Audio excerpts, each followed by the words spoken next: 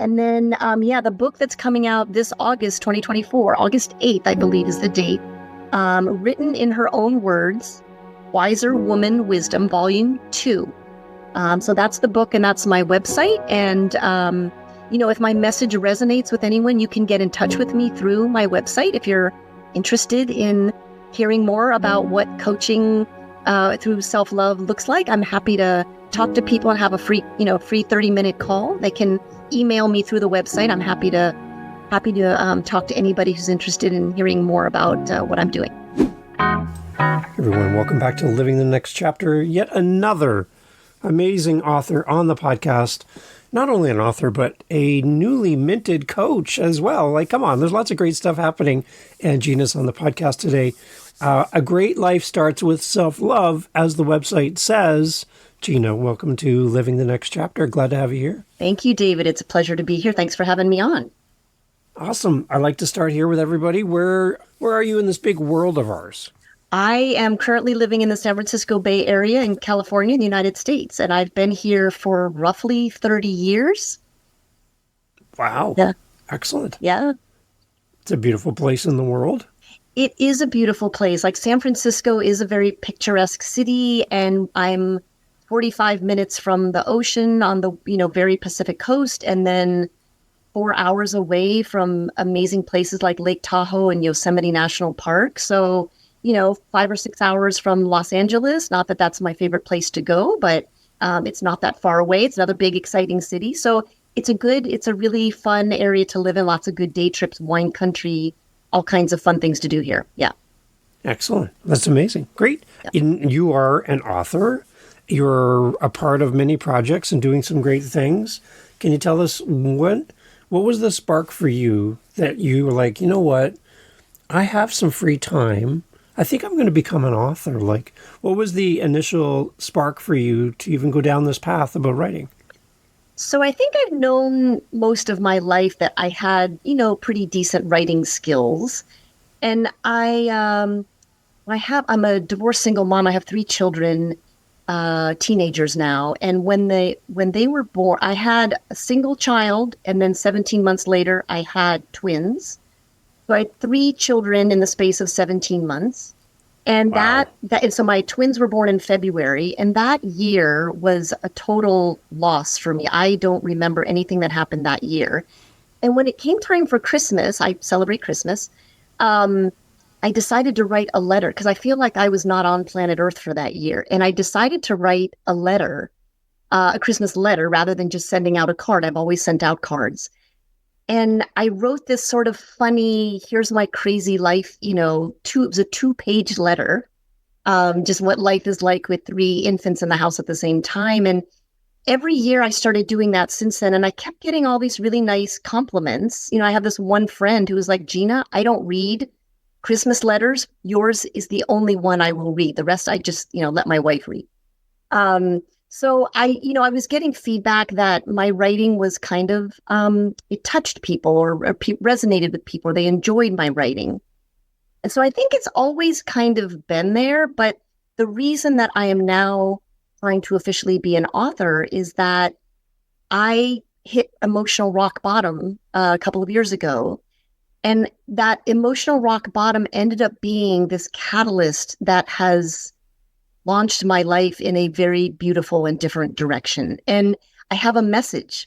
And so the reason that I'm an author now is that I really want to get my message out into the world, how important it is to love yourself, in a proper way, and that can really change the course of your life in a positive, beautiful way.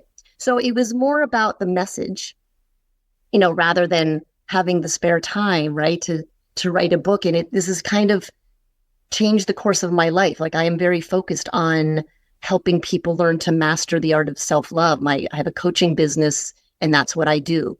And the writing that I'm doing, and the public speaking that I'm doing, it's all focused around this really important message of self-love and having a beautiful relationship with yourself. So as we're recording, I see you on the Zoom with me here, and across the bottom for your name and title, it says Self-Love Coach. Now, it's kind of like, I'm sure there's people going, self-love coach. I've never had a self-love coach. Do I need one? What is a self-love coach? You've kind of talked a little bit about it. Can you expand on a little bit more? What is a self-love coach? So I am a personal coach, right? Coaching has become a really popular industry in the last few years. I am just emphasizing my coaching business around topics of self-love. And self-love is a huge topic. It is not like it is a specific niche, but it's a big specific niche.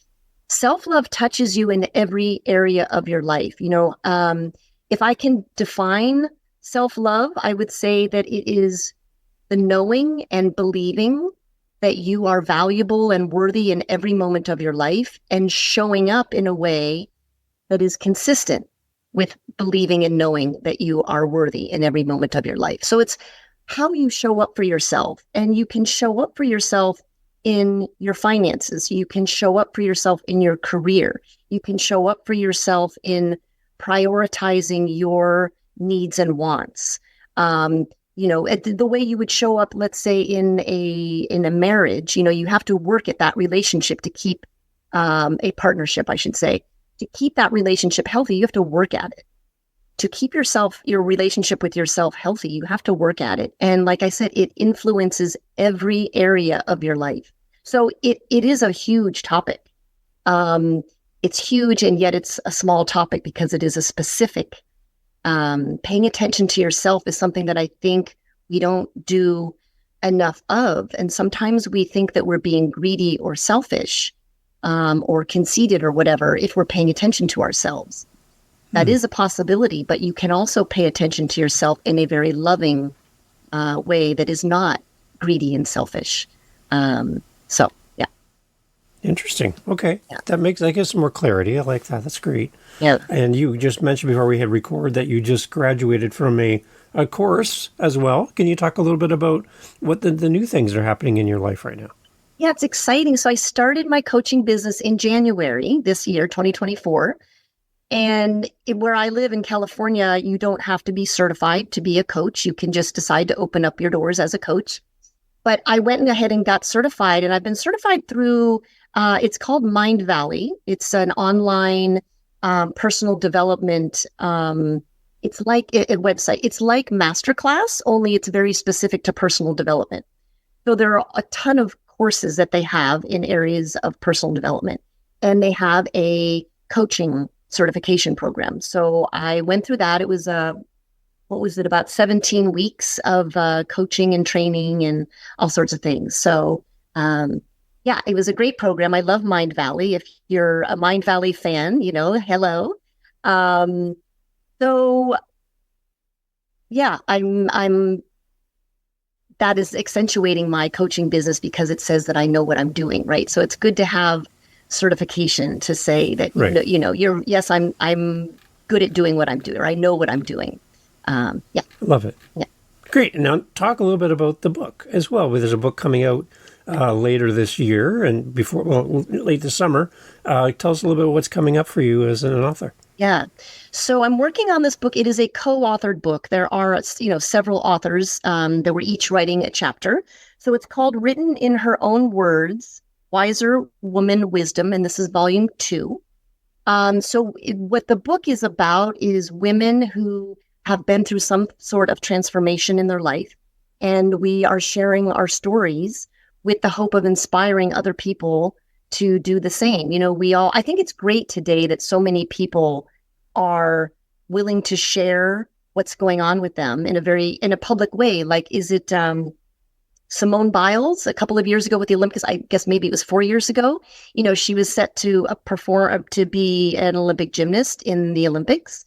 And right before, she was at the Olympics and decided that her mental health was more important than her competing in the Olympics that year.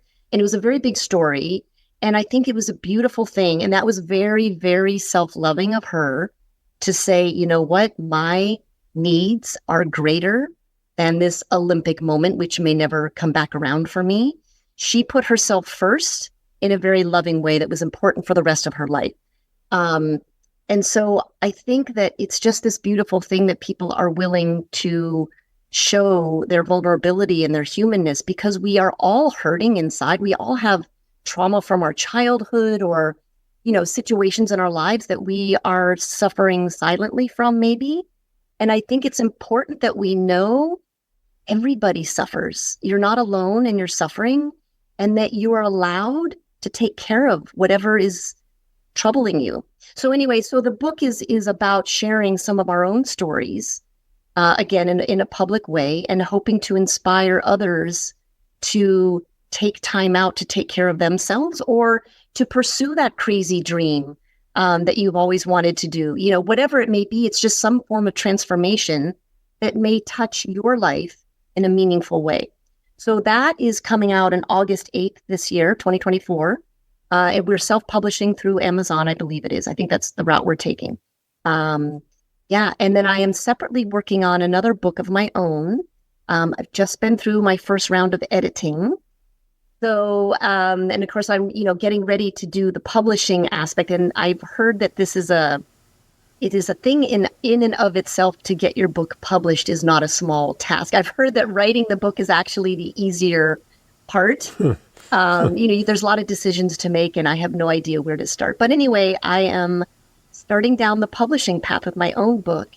My book is about, I have this self-love quiz, which you can find on my website. There are 10 questions, very simple questions. And it just gives you an indication of where your relationship with yourself is at. And so the book focuses on the topics of the quiz. And then I have a few other, chapters in there to sort of supplement and round out the book. But so I'm working on that. I do not have a date in mind yet. I'm hoping to get it published this calendar year. But we'll see how that goes. And then I'm, trying to do a lot of public speaking for groups. Like I'm in a women's networking group, and I'm trying to speak there about this topic, and I'm getting really great feedback. I was so afraid to start talking about this topic publicly. Public speaking is something that I have been terrified of most of my life.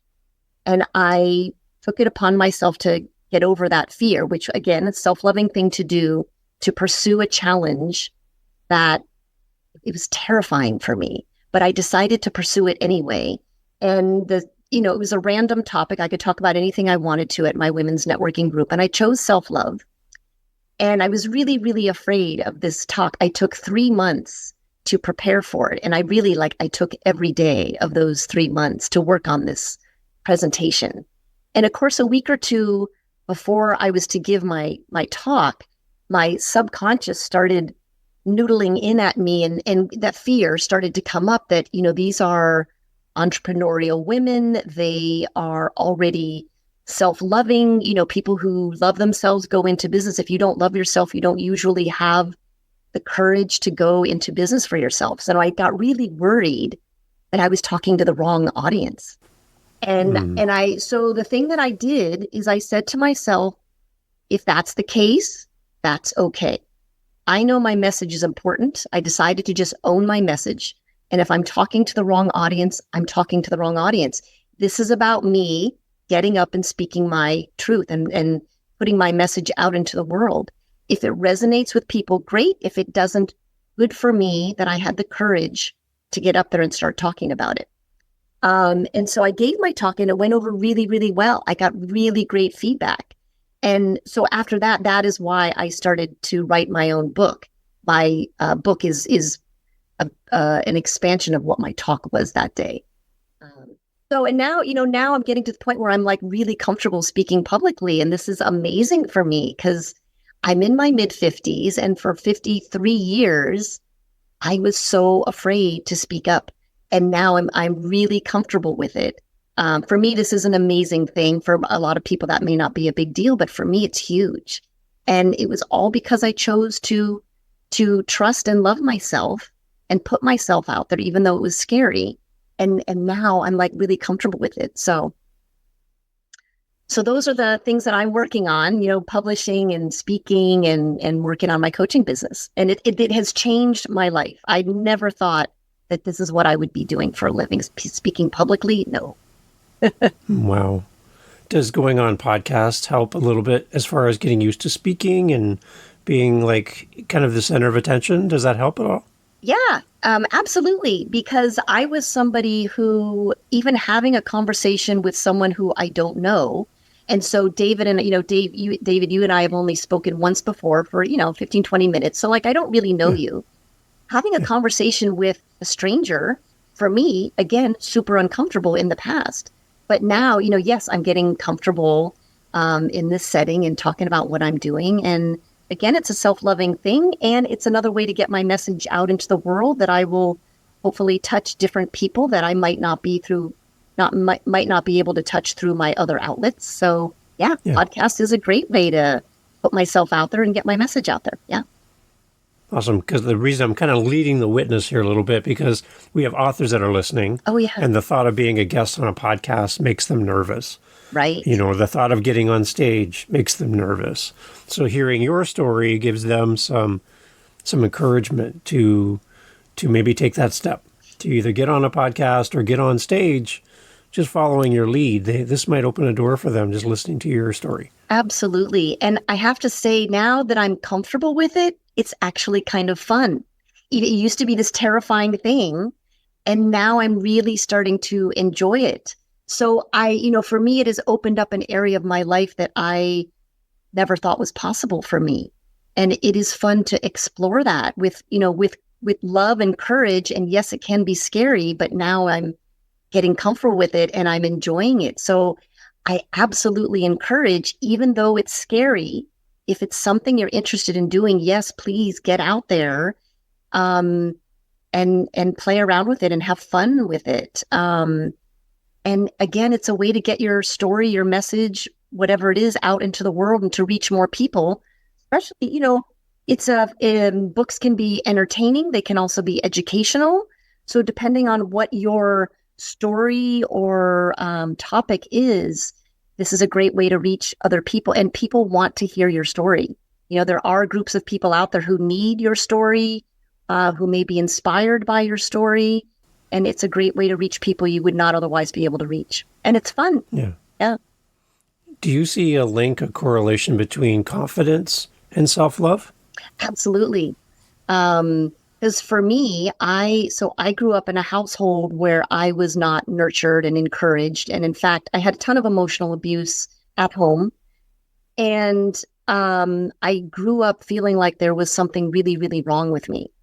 And I hated myself. I didn't know it, but subconsciously, I hated myself. And in fact, a few years ago, my subconscious, actually, I was sort of experimenting with where I'm going in life. Anyway, what my subconscious said to me, yeah, I never liked you anyway.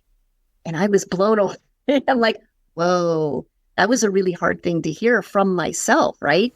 Wow. So I grew up, not loving myself. And yes, it made me want to hide away.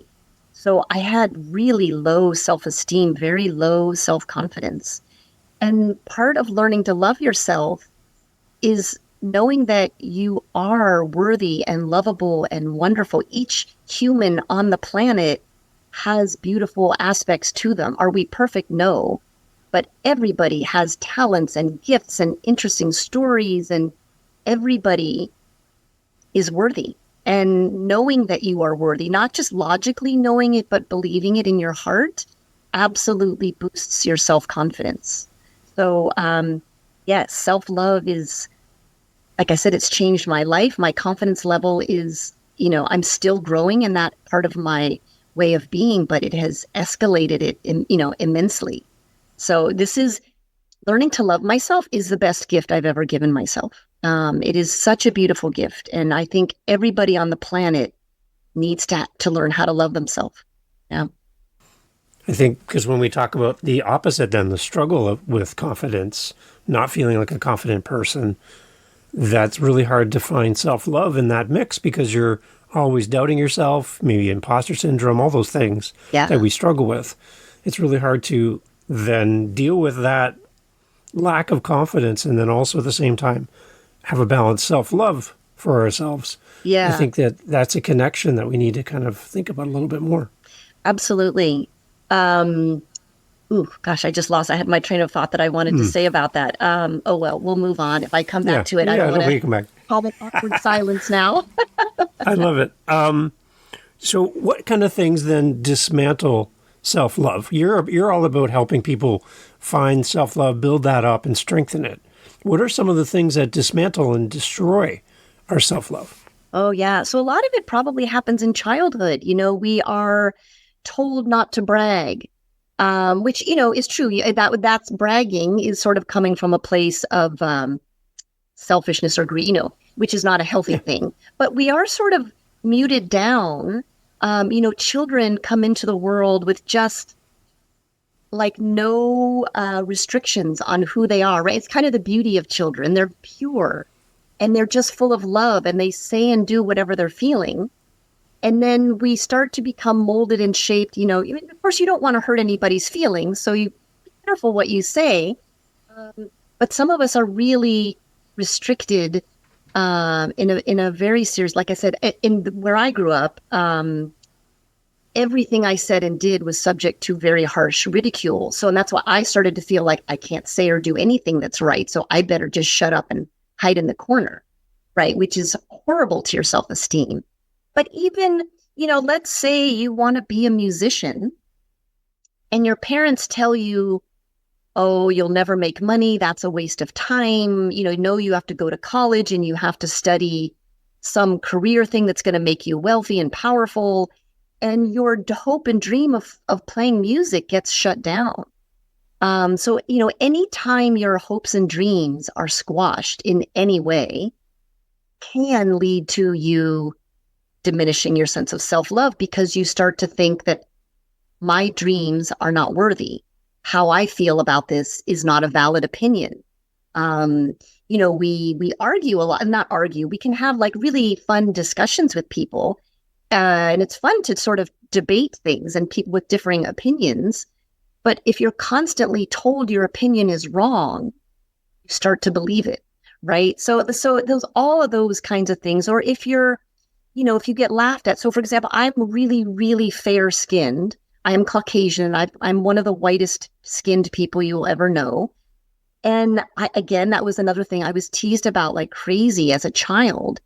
And I, visually wanted to hide from the world, right? Even just being teased about my skin color, which I have no control over, diminished my sense of self-love because I felt like I was called Ghost and Casper and all these kinds of, unkind names. That made me feel like there's something wrong with me. The way people respond to you can tell you that you're wrong or bad or unlovable. And unfortunately, our subconscious listens to all of those things. And so I really think the subconscious while the subconscious does a lot of really great things for us, it keeps us safe. And it does a lot of things behind the scenes. It's a wonderful thing to have, but it also can be our worst enemy because it listens to everything those people are telling you. And it starts to believe those things. And the subconscious influences, you have your internal conversation. And if you want to say something and then your subconscious chimes in and says, don't say that, they're going to think you're an idiot and you shut yourself down. Yeah. Those kinds of things absolutely cause us to not love ourselves. And I think in that moment too, we lose our voice too. Yeah. We don't want to speak up. We don't want to draw more attention to ourselves. So we, like you said, we kind of blend into the corner and we just stay quiet. Yeah. And so that's why I think fear of public speaking is one of people's top fears in life, right? I think it's death and then public speaking. And I think that's partly wise because people have shut us. We allow people to shut us down, right? Ultimately, it's your choice to speak up or not, but we allow other people to shut us down. Yeah. It's very sad. Yeah. So talk more about your chapter in the upcoming book. Are you diving into more of this topic of self-love in that chapter? Yeah. I talk about my rock bottom moment, that moment where this was only 3 years ago. And I had so my whole life has been full of rejection and all this stuff. And I'd had a really rough year. I had gotten divorced, which was a healthy thing for me. And I was struggling to figure out how I was going to support me and my 3 children, on my own. My ex-husband and I had our own business. And of course, when I got divorced, I was no longer a part of the business. So I'm struggling financially, and I decided to become an interior designer.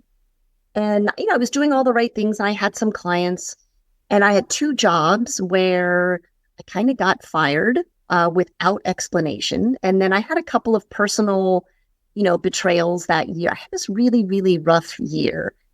And I hit emotional rock bottom. I was so tired of being betrayed without cause. Like, it's not like I'm this terrible, evil person that I hurt other people. I didn't. I was trying to do the right thing.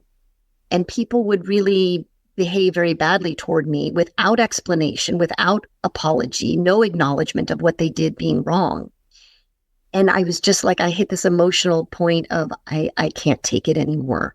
I'm a good person. Why are people treating me so horribly? And, I think it is normal as we hit those difficult internal pain moments in life. I think it's kind of normal for people to have these passing thoughts of, I don't know if I want to live anymore, but it's just a passing thought and then it goes away.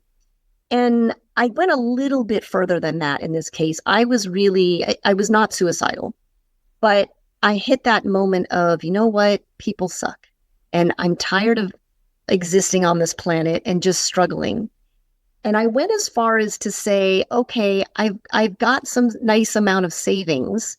I'm going to just take a year, spend my money, go live it up, and then take myself out. So I hit that moment. And one day I found myself in the shower, just beside myself with pain. And I let my emotions really bubble up. Because, a lot of times we shut our emotions down. And we tell ourselves, no, it's going to be okay. And I'm being, I'm overreacting, blah, blah, blah. And I really I let it all out. And I was screaming and yelling. And I yelled out, I deserve better. And I think I always logically knew that, but this was the first time that it was coming from deep inside my soul. I really did deserve for people to treat me better. And so I talk about that moment in my chapter, what led up to that moment, and then that moment. And that moment is where I started to shift. That is the moment where I think it was my subconscious finally said, yep, we need to do something different, because I can't do this anymore. And then, and then I started to just pay attention to myself. It was during COVID, so it was very convenient to withdraw from the world. I gave up my interior design business, and I decided I was going to take a year off and not work, and just start, what is it that I want out of life? What are my goals? What are my hopes and dreams? Because I had been a people pleaser, and I didn't know who I was because I had placed more value on making other people happy and not making myself happy. So I decided to figure out who I was. And that was my journey of self-love. And it actually took me 2 years before I really kind of figured myself out. And then I discovered this self-love is this super important topic in the world. And so that is what my chapter is about. It's kind of, short story, because there's several authors in the book. So we can't, I can't make it a whole 300-page thing. So it's kind of a short story, but that's where the focus of my chapter is. And I think it's an important message for people to hear. Did you find it easier to write a single chapter as kind of a newer author? I'm thinking of new authors that are listening and they're a little overwhelmed with writing an entire book for their first ever attempt at being an author. Maybe a chapter writing when collaborating with other authors might be a good introductory way to get your name out there and start writing. I think that it actually is, because you have, so in this case, and I don't know if this is how it typically is, but I imagine this is how it typically is, there is someone who is overseeing the whole project, who's coordinating the book. And so that person might act as in my case, Mary Knippel, she is our editor. So actually my first chapter, we're in the process of writing this book. It's coming out in August. My first chapter is due tomorrow, my first draft. So I'm in that process of writing my chapter, but I have Mary is there to help me edit it. So I will submit it tomorrow, and I'm sure, in a few days or weeks, a week or so, it's going to get back to me with some feedback. And then, and then we're meeting as authors. We're meeting like once a month to kind of share our own individual stories. So it's almost like a support group. So Nice. there is that support with the other authors too. And Mary has a publisher. So we're self-publishing through Amazon. But there is someone who is handling that end of it, and we're meeting and talking with her too. So it's a great way of, going through the process with the other people already in place. I don't have to find the editor. I don't have to find the publisher. I have a group of other women who are writing our book together. And so, yes, it's a great way to get started because you don't have to do the whole thing on your own. It's an introductory, it's like writing 101. So, yeah, I think that would be a great idea for someone who's considering, especially if it's a personal story as opposed to like a fictional story. But I'm Yeah. sure there are books like that as well. I don't know how you go about finding. Mary was in my networking group and she had already done her first volume. So again, it's written in her own words, Wiser Women Wisdom. She did volume one, I think it was about 2 years ago. So she's in my networking group and that's how I know her. That's how I found her. I was like, yeah, I want to do this. So now we're coming out with volume two in a couple of months in August. But yes, It's I think it would amazing. be a great way for someone who's considering authoring and doesn't know how to get started. I think it's a great way to have some hand holding and to get you through at least part of the, a good part of the process. Yeah. And you also have multiple authors combined together promoting the same book. So you're not out there promoting your own book by yourself. There's a Exactly. team of you promoting the same project. So Right. that's nice too. Yeah. Yeah. And again, you get to like talk to them about how they're feeling about what they're doing. And, how do you write or how did you find Mary? How did you get started? What are you working on? So Yeah. yeah, it's fun to hear the other authors' stories too. Yeah.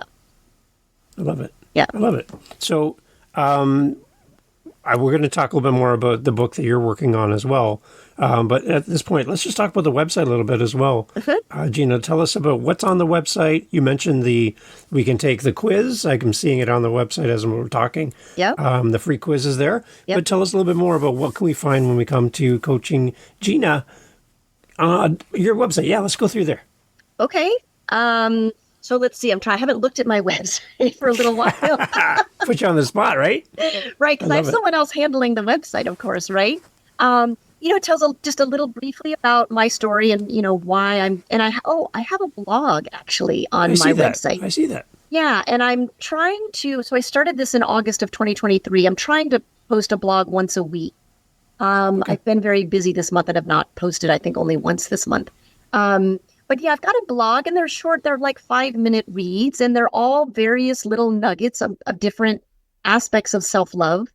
Some of them are even mildly humorous because I think it's fun to write with a little bit of lightheartedness attached to it. So I've got the blog, and it's for free, and you can subscribe if you want to. You don't have to, but if you subscribe, you get to know every time I post a new blog. You get an email notifying you. And it talks a little bit about, I'm working on developing a group program. So there's a little bit of blurb in there about self-love group support program that I'm working. I just don't have that in place yet, but I'm working on it. So it talks a little bit about some of my programs. But yeah, I think the self-love quiz is actually a really great indicator. Now you have to take the self-love quiz with a grain of salt. I think there's 10 questions on there, and they're very benign questions. I'm not asking any deep triggering questions. So there's just a few questions that just give a general idea of what your relationship with yourself looks like. Does your subconscious like you or not like you? And it gives you an idea of, what that looks like in your life. If you're subconsciously not in love with yourself, you're probably struggling in every area of life. You feel unfulfilled. You have a hard time reaching new goals. You have to feel like you're stuck. Whereas if you, score very high on the quiz and you're in a good place with yourself, your life is probably feeling pretty fulfilling. And you probably achieve goals pretty quickly and easily and fully. So anyway, the quiz gives you a sense of where you are on that scale. and what that kind of looks like in your life. And I think this is really useful information because then it gives you, a platform on to know, oh, I'm in a self-sabotage mode and I can have control over that by consciously overriding my subconscious choices. So it gives you a little bit of insight into what's going on internally for you and what level of maintenance or work you need to do to get to a self-loving place. Great. I love it. Yeah. Gina, as we kind of wrap up our conversation, I want to have you back as your book comes out as well I'd love to in come the future. back. So keep me in mind. Absolutely, All right. David. Because I'd love to promote that new book as well. Right. But I'm always curious, who inspires you, whether it be an author or a speaker or somebody in your world that you look to that brings you kind of that thought-provoking ideas and teachings that help you in your own personal journey? Yeah. Who is it for you that you look to? The first person that comes to mind is actually a celebrity, Oprah Winfrey. She came from really, really humble origins, right? She was expected to be nothing more than, I don't mean to downplay that. She was expected to simply be a housemaid for probably a white family. That was what her family, really, that was the level of expectation for her life. And she has become one of the most powerful women in the world, with a really powerful voice, literally and figuratively, right? She is not only the name in front of the camera, but she, for a long time, has owned her own name. So she gets to be her own producer. So her message that she's delivering is her concept, and she's the one delivering it.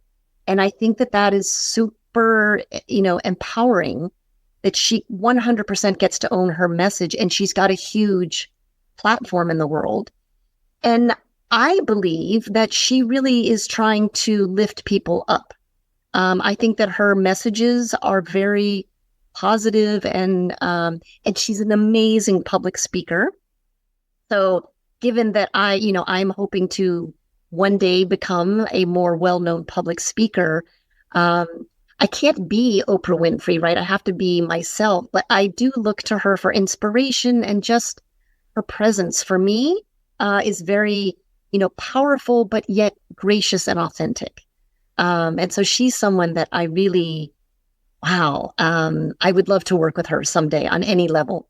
And I mean, working, not just to get to meet her, but to work with her and to, partner with her in lifting people up in the world. And then the second woman is Michelle Obama, also just an amazing public speaker. And I was very surprised in the last couple of years, she's come out, I think, with a second or third book. And she talks about how she doubts herself, that she is somebody who does not have the self-confidence that you would think she does based on the way she presents herself when she's speaking. And it just makes her that much more real to know that, wow, you can be at that level, have that kind of a world audience, and still doubt yourself. And that again, it's normal, it's okay, it's human. She even talks about the fact that, and I don't mean to get political here, but her self-doubt became an issue when her husband, the former president of the United States, Barack Obama, wanted to run for president.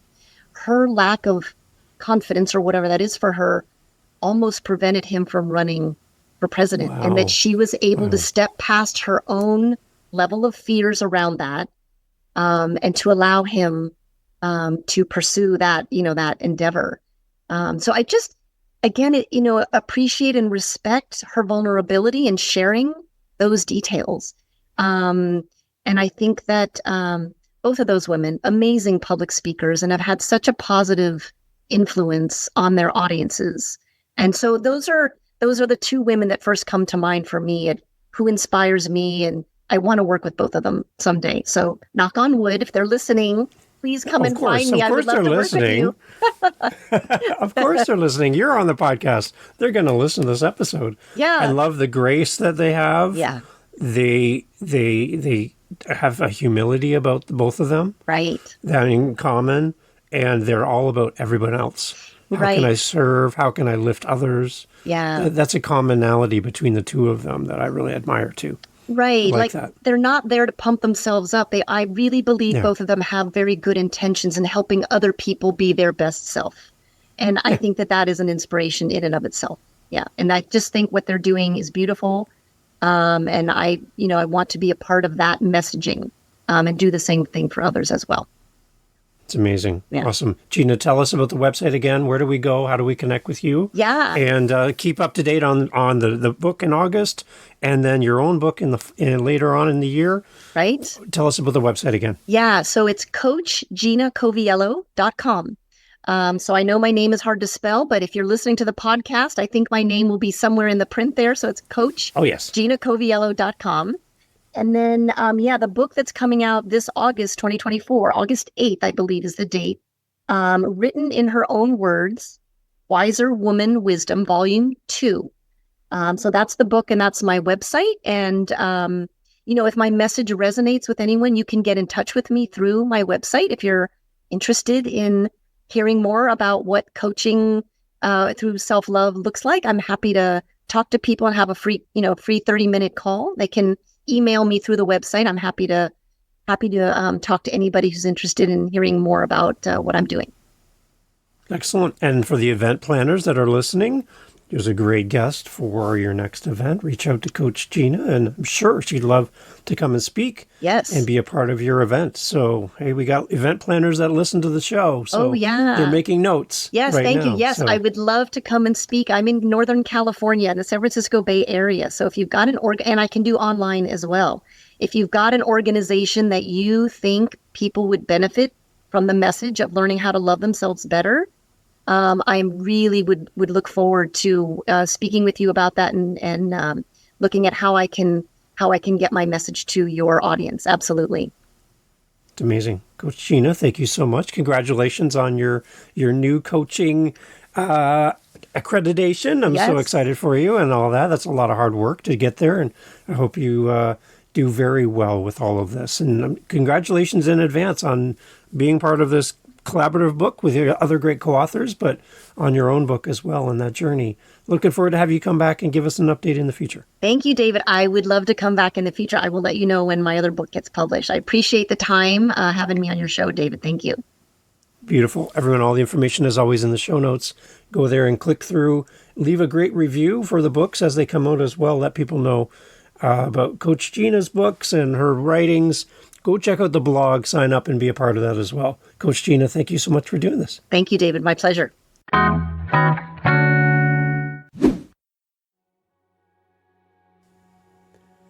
Hey, thanks for listening all the way to the end of the podcast. That's a big signal to all of the players, the YouTubes, the Apples, the Spotifys, that you found value in this episode of Living the Next Chapter. Just by you listening to the end, you just sent a huge bat signal out to the app saying this was a great podcast, a great conversation. So you listening to this point, you've done your job. I have one more ask of you. If you know anyone that would benefit from this conversation, would you share this episode with them? Would you just get on, send them a message, send them the episode, tell them about this episode, tell them to go livinginthenextchapter.com to get all the information about the podcast. Can you do that for me? Because the more people that hear this message, this episode, the better. I want to support these amazing authors. And I know you do as well. So sharing this episode really helps. And I appreciate you. See you on the next episode. And thank you for listening to Living the Next Chapter.